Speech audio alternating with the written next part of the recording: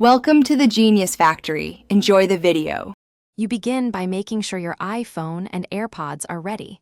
This reduces interruptions. Pair your AirPods and verify battery level, then open the Translate app and choose languages. Once done, grant microphone and Bluetooth permissions so audio routes correctly.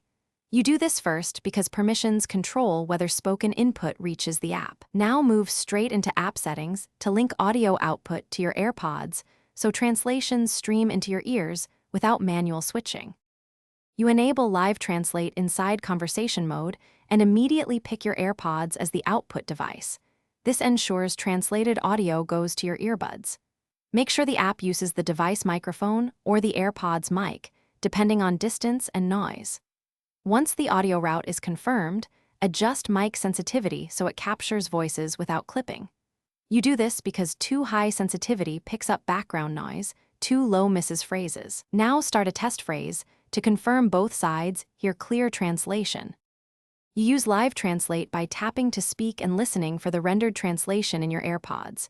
Speak in short phrases and pause so the model processes complete thoughts. Once done, you can switch dialects or adjust language pairs if nuances matter. If translations lag or drop, make sure AirPods are reconnected in Bluetooth settings and toggle Live Translate off and on to reset streaming. One quick troubleshooting tip.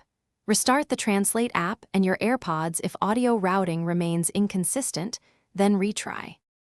Thanks for watching. If you found this helpful, don't forget to like and subscribe.